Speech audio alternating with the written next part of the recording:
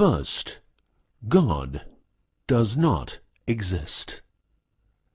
But don't worry, what does exist is good, as opposed to evil. So if you believe in God, you believe in good, and that's as it should be. You are just fine. If you believe in evil, then you probably need a whack on the back of the neck with a big fucking stick.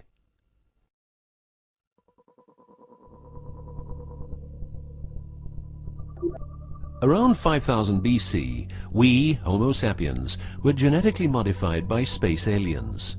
These aliens first landed where the river Euphrates enters the Persian Gulf. The reason is that in that area, a high concentration of what is called monatomic gold is found in the seawater, while nowadays the highest concentration is found on the islands of Hawaii.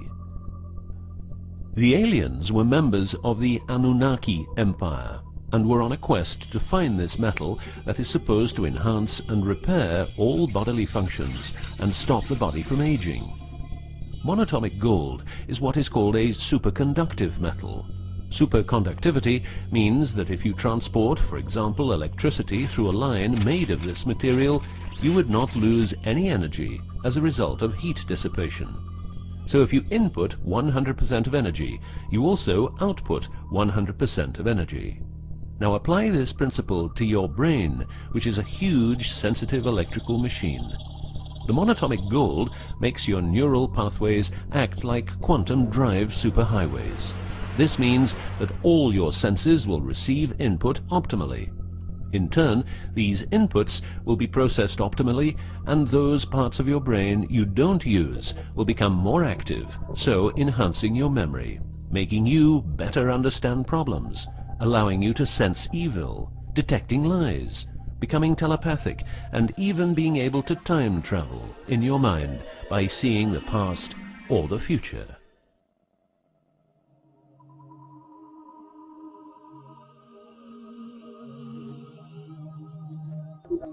So the Anunnaki, which is the name of the empire which includes races like the Saurian, or as they are called the Reptoids, the Argarians, or Nordics, because of their human looks, and the Greys from Zeta Reticula, were looking for monatomic gold. This involved enormous effort because it had to be extracted from seawater, or by processing it in such a way that the gold, usually in pairs of 8 atoms per molecule, could be separated into individual particles. In this fashion, the monatomic elements were separated from the multi-atomic cousins. In a similar way, uranium-235 is produced. For the use as intelligent slaves, the Anunnaki took a man, let's call him Adamski, and took out a part of a rib. This is because the rib is a part of the human body that can be removed without causing too much damage, and because the rib contains bone marrow, it's a perfect source for DNA. The Anunnaki modified the DNA for a better manipulation of the humans and implanted it into a woman, let's call her Mulva. Mulva then had children with Adamski, and their children were, just like Mulva, genetically modified. These humans worked for the Anunnaki, but not a lot of humans knew about the Anunnaki, and then, for some reason, the Anunnaki disappeared. An interesting detail is that the symbol for human DNA resembles the word Yah, which is God, but surely this is a coincidence.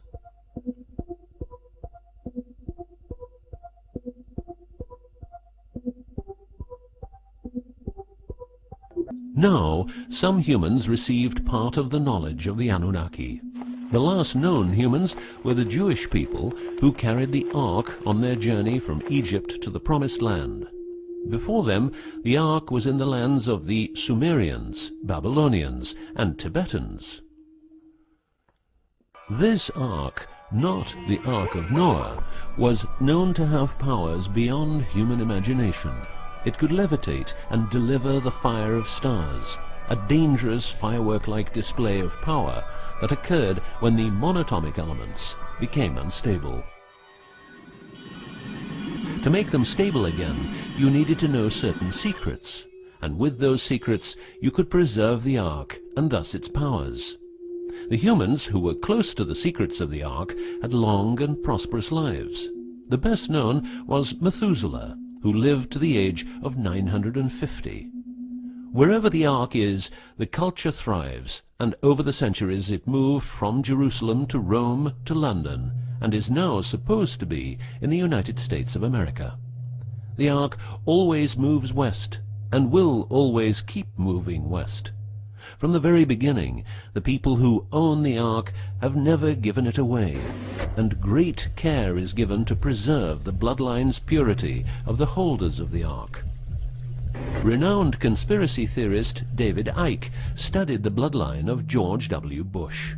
This he traced back all the way to the Sumerians, a people who lived in the southeastern part of what is now known as Iraq, where the river Euphrates meets the Persian Gulf.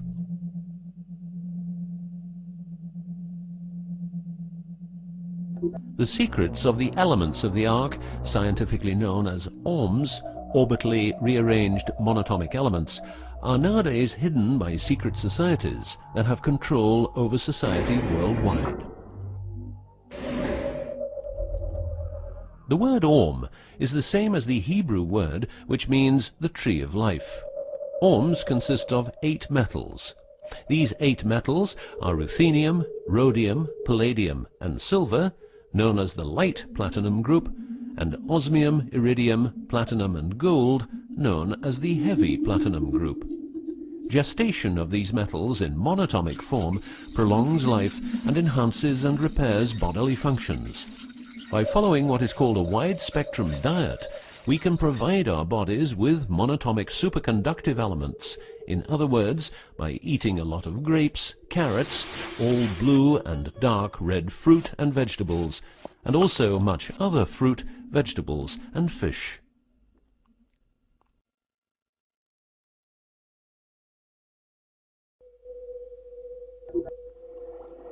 There are countless fragments of footage shot by both Russian and American astronauts, which show the vast number of lights that seem to be attracted by releases of electromagnetic energies by both the Earth and man-made objects such as satellites.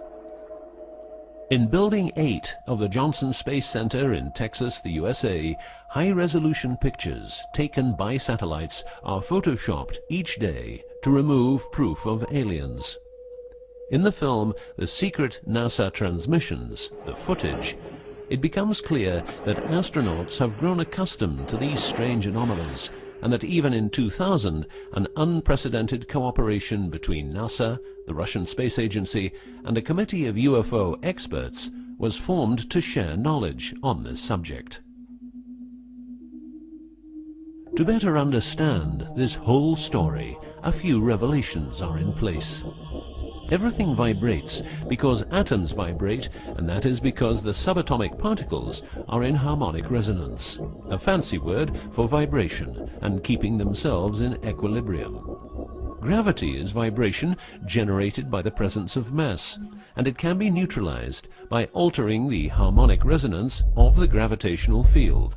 In other words, if you generate vibrations, you can alter gravity, and with superconductive materials, the amount of energy needed for generating the vibrations is greatly reduced. A practical example of reducing one vibration with other vibrations is the use of anti-sound. If you instantaneously produce the exact opposite waveform that comes towards you in the form of sound, the sound will cease to exist. This is called destructive interference.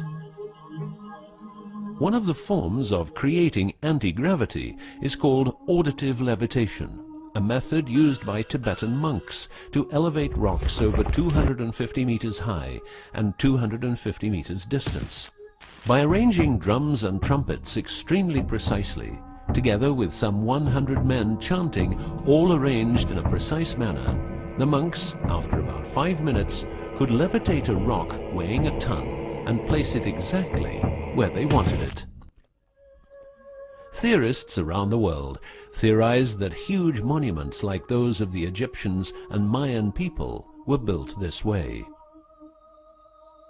Other examples of anti-gravity we find in the vast amount of UFO sightings. These UFO sightings are actually experiments run by governments in their search for anti-gravity propulsion. So, if the technique is known, why don't we all transport using anti-gravity propulsion?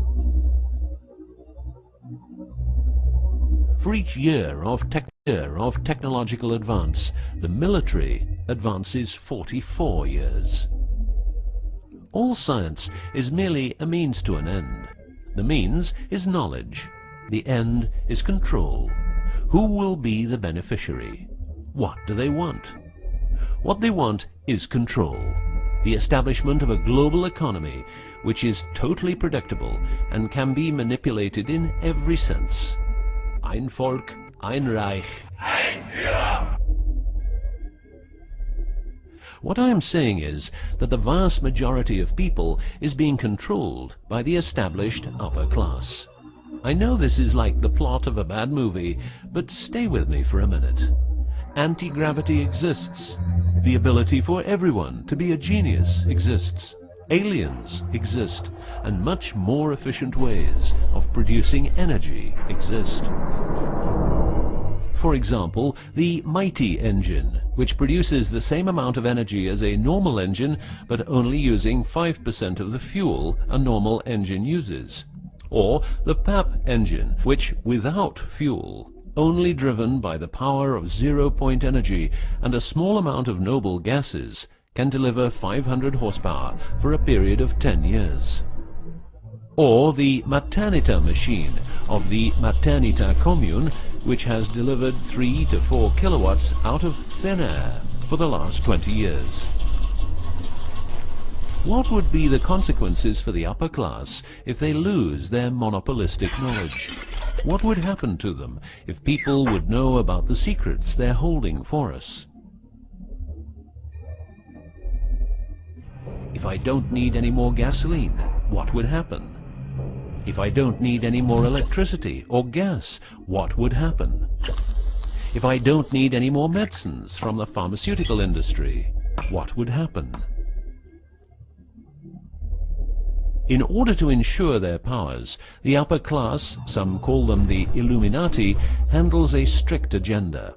The agenda has the aim to prepare the world for world domination, beginning in the US and Europe. According to conspiracy theorists around the world, this is what they are doing as preparation. By the way, these people are extremely smart and fanatic, extremely rich, and they have tried it before.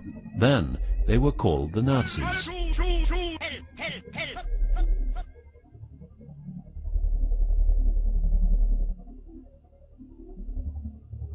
Although what you are going to see and hear sounds very peculiar, remember that a lot of people, for instance, ex-personnel of the US and UK armed forces, have been brutally murdered for making their information public.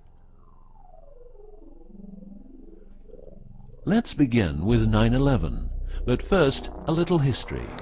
What the Second World War did for the US is that it gave the country such an economic lead that it could easily grow more comfortable in its already powerful role.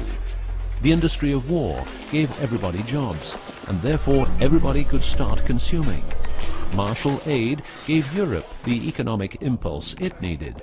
In other words, war leads to flourishing economies and leaps forward in technology. The process of transformation, even if it brings revolutionary change, is likely to be a long one, aside from some catastrophic catalyzing event like a new Pearl Harbor. These are the words of a neocon think tank whose members count people like Dick Cheney, Wolfowitz, and Donald Rumsfeld. What it says is that America needs a war to transform into its next shape, and 9/11 is our new Pearl Harbor.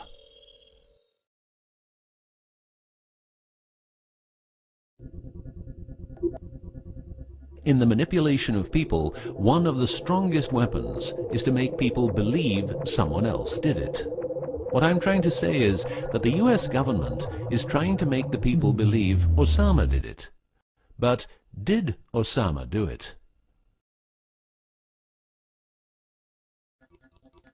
Did you know that 6 weeks before the WTC towers collapsed, the owner had a new insurance policy made up, ensuring that the owner, if the towers would collapse due to a terrorist attack, would receive the amount of $3.5 billion. The owner, because 2 towers went down, tried to claim 2 times $3.5 billion, but only received 2.2. What happened to building number 7?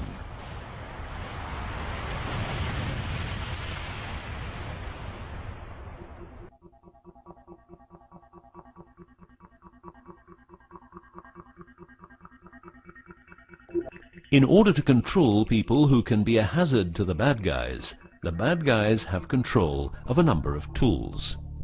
One of these tools is the remotely operated electromagnetic frequency weapon. These use microwave, ELF, extremely low frequencies, and acoustic frequencies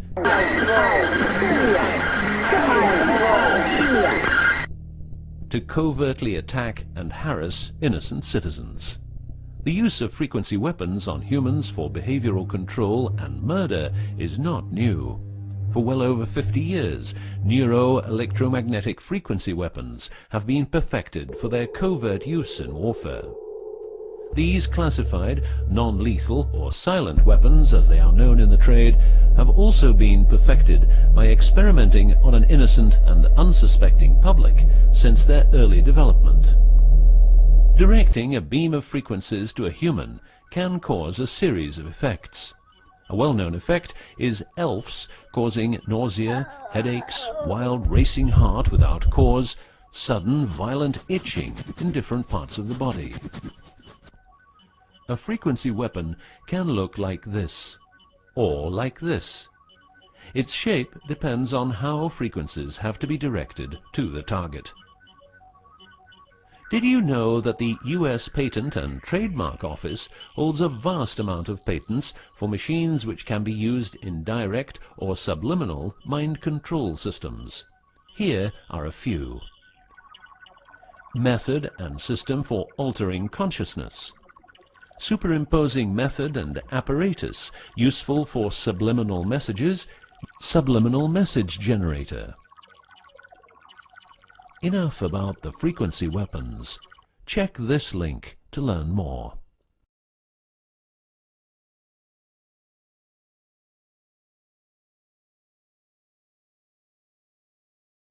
You will realize that to control people, you have to know what they are communicating.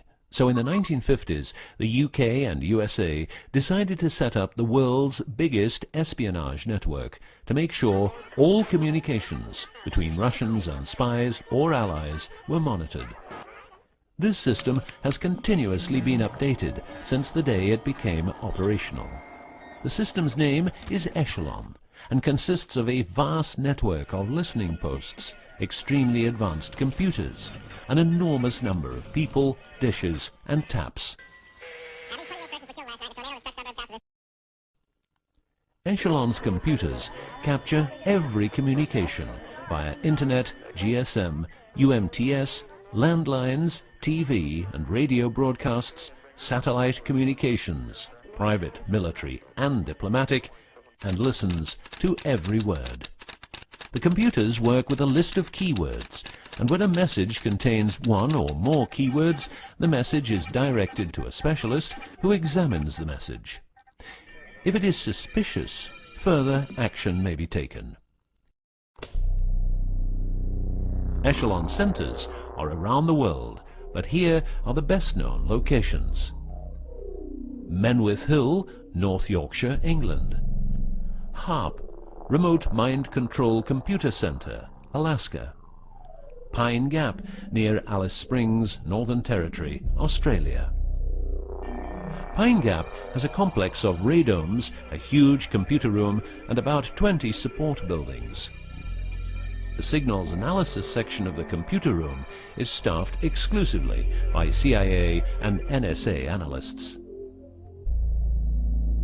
Within the USA, Australia, and the UK, the NSA can plug into every telephone call and message entering, leaving or transiting the country. The NSA is also constructing a network of towers up to 500 feet high, each tower at a distance of 200 miles from each other and stretching from the east to the west of the US. The network is called GWEN, Ground Wave Emergency Network. This network transmits very low frequencies combined with ultra-high frequencies and is used in case the communication systems in the US are rendered useless because of a nuclear attack. Coincidentally, the frequencies of GWEN coincide with the frequencies being used by frequency weapons. Also coincidental is the fact that mobile telephone systems like GSM and UMTS also operate in the same frequency areas as some frequency weapons.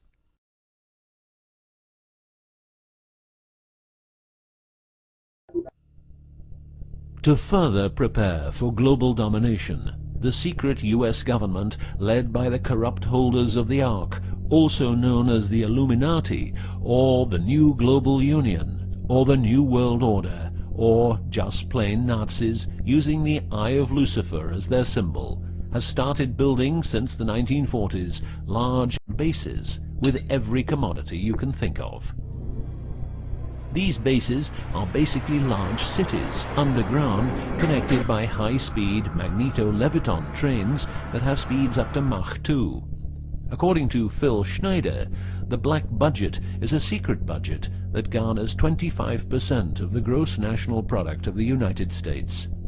The black budget currently consumes trillions of dollars per year. Presently, there are over 129 deep underground military bases, or DUMBs, in the United States. These underground bases were built using nuclear-powered laser drills that can drill 7 miles per day. Also, dedicated nuclear explosions were held to create large underground spaces. A lot of contractors work in these places, but never more than 3 to 4 weeks. Always under strict supervision, and before entering a site they are warned that if they talk about what they see, it will cost them their lives.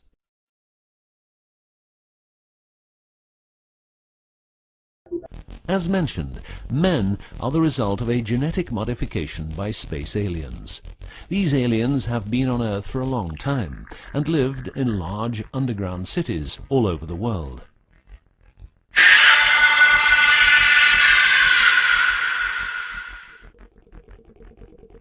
Collaboration with modern governments began as early as 1933 with the Bavarian Illuminati and Thule secret societies, and this collaboration was brought into America via the CIA, which was established with the help of American Nazi agents as well as European Nazis who were brought into America through Project Paperclip and other operations.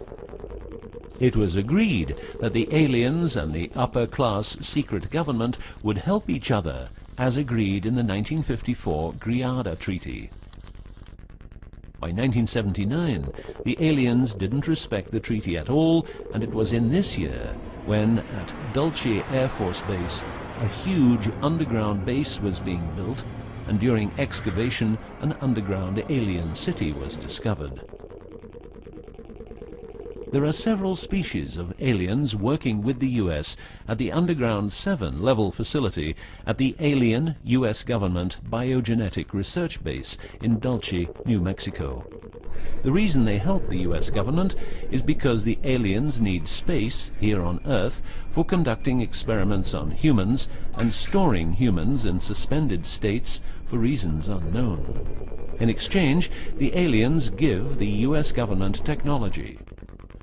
Examples of these technologies are stealth aircraft, anti-gravity propulsion, genetic research, quantum technologies, computer technology, biological warfare, medicine, GSM, etc.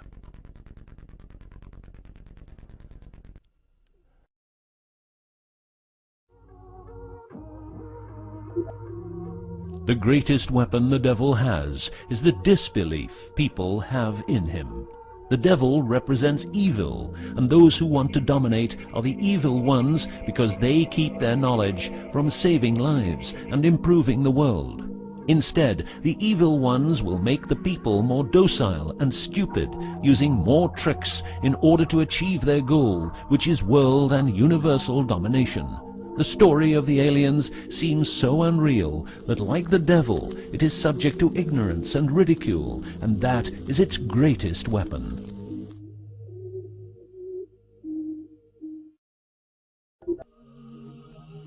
In the past and present, the evil ones have tried a number of methods and products to manipulate people. AIDS, invented by a laboratory in Chicago, Illinois in 1972. It was a biological weapon to be used against the people of the United States. Second, the US government has a Tesla device to generate earthquakes. NASA only landed on the moon once.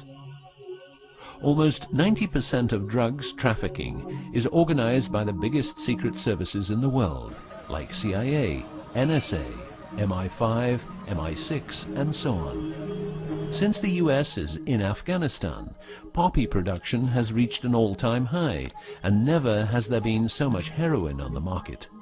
People who don't need drugs needn't worry. Their needs are covered by the pharmaceutical industry. The global warming story is a hoax. The Earth is warming up, but not as a result of CO2 produced by man, but because the cycle of the Earth is just like it is. Remember that 10,000 years ago, the whole northern part of the world was covered in ice. It's what we call an ice age.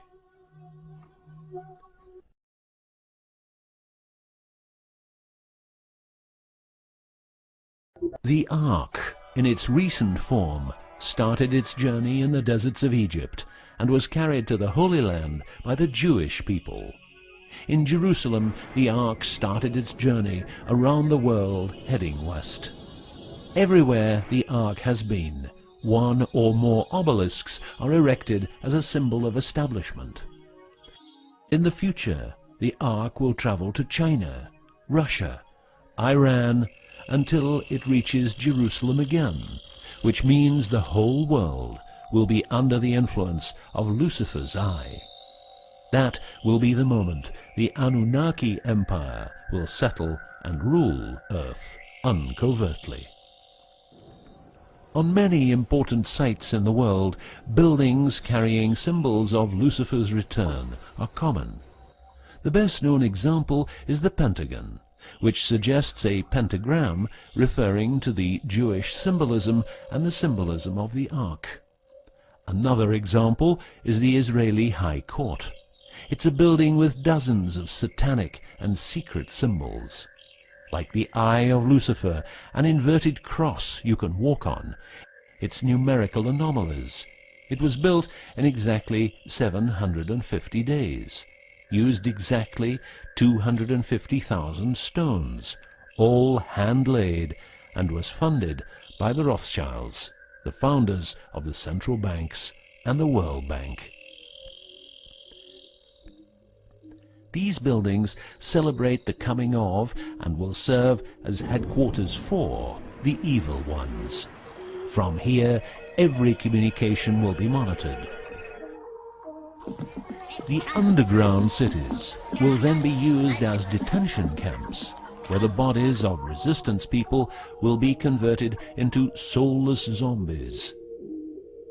The army of the N.W.O. and its intelligence agencies will be able to track and trace everybody on Earth and influence their opinions or simply dispose of them. Socially, everybody will be watched by their neighbors and friends and mobbed if they have different opinions. The rich, richer and smarter, the poor, poorer and dumber, will support the pyramid with Lucifer's eye on top, as it has always been. This will be the future, and the future is now.